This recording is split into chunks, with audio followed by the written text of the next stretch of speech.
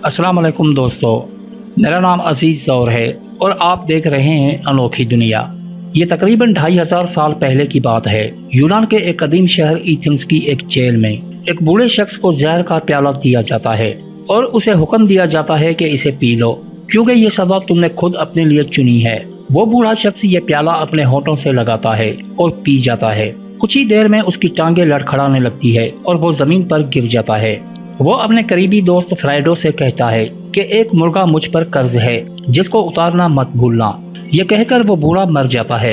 नाज़रीन, वो बूढ़ा शख्स यूनान का अजीम फलसफी सुकरात था।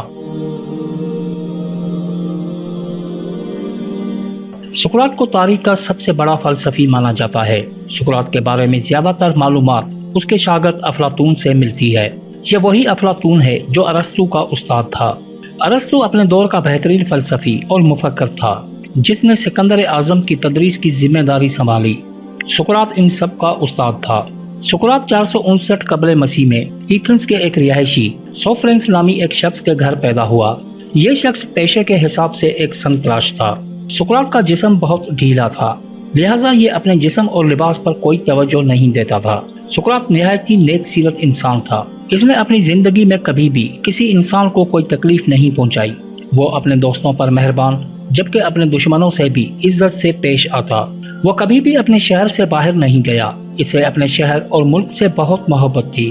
अफलातून लिखता है कि सुकरात एक हुब्बुल वतन इंसान था और अपने मुल्क के लिए इसने कई मर्तबा जंग में भी शिरकत की।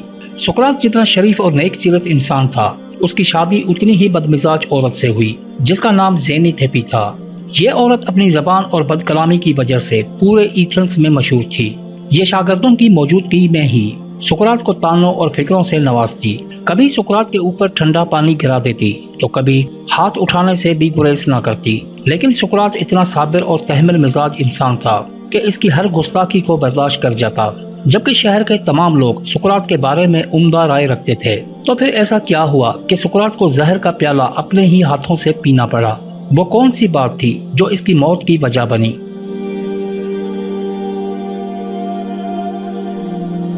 जैसा कि आपने अक्सर सुना होगा कि सुकरात को सच बोलने की वजह से मौत की सजा दी गई, लेकिन वो सच क्या था ये बहुत कम लोग जानते हैं। तो आइए इस सच के बारे में जानते हैं। सुकरात के जमाने में बुत परस्ती आम थी।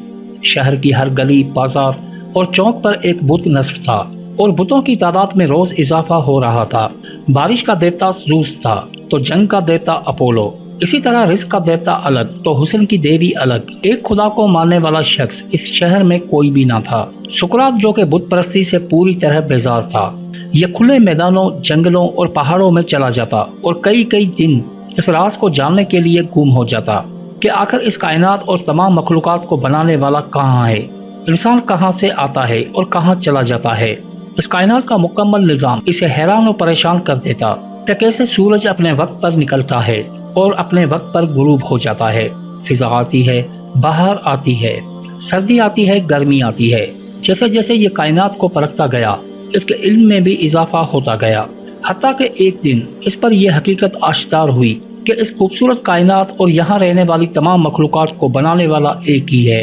जब ये इल्म इलाही सुकरात को हासिल हुआ तो इसने ज़रूरी समझा कि दोस्तों और अपने हमवतनों को इस गुमराही से निकाला जाए। चुनांचे सुकरात ने लोगों को एक खुदा की तरफ बुलाना शुरू कर दिया और बुतों की इबादत से उन्हें मना करने लगा। ये सूरत हाल देखकर कुछ लीडरों ने मजहबी पेशवाओं से मिलकर सुकरात के खिलाफ अदालत में मुकदमा दायर कर दिया। एथेंस के हुक्मरानों ने सुकरात पर यह इल्जाम आयद किए कि वो पुराने देवताओं का एहतराम नहीं करता और किसी नए देवता का तारुफ करवाता है, नौजवानों को बरगलाता है और मजहब में इख्तिलाफ पैदा करता है। सुकरात ने अपनी सफाई में जो दलाइल पेश किए वो आज भी तारीख का एक हिस्सा हैं। ना इसने अपनी जिंदगी की भीख मांगी और ना ही कोई माजरत पेश की। अदालत ने सुकरात को अपनी सजा खुद चुनने का इख्तियार दिया कि या तो वो शहर छोड़कर चला जाए या जहर का प्याला पीकर इस दुनिया से रुखसत हो जाए। सुकरात अपने फैसलों पर अटल रहे, शहर से भाग जाने की सजा को रद्द कर दिया और मौत की सजा को कबूल किया। सुकरात के शागिर्दों में बहुत अमीर लोग भी शामिल थे, लिहाजा उन्होंने जेल के दरोगा को रिश्वत देकर सुकरात को फरार करने का मंसूबा बनाया لیکن سقراط نے اس فیصلے کو بھی رد کر دیا۔ بلاخر سقراط کو دی جانے والی سزا کے مطابق اسے زہر کا پیالہ دیا گیا جس کو اس نے اپنے ہاتھوں سے پیا، جس کی وجہ سے اس کی روح اس دنیا سے پرواز کر گئی۔ سقراط کا ناحق خون بعد میں ایتھنز کے رہائشیوں کے لیے بڑی پشیمانی کا سبب بنا اور اس کے دشمنوں کو بڑی ذلت کا سامنا کرنا پڑا۔ تاریخ آج بھی سقراط کو سنہری الفاظوں میں یاد کرتی ہے۔ امید ہے یہ ویڈیو آپ کو پسند آئی ہوگی۔ ویڈیو لائک کرنے کے ساتھ شیئر ضرور کیجیے۔ اگلی ویڈیو تک مجھے دیجیے اجازت۔ اللہ حافظ۔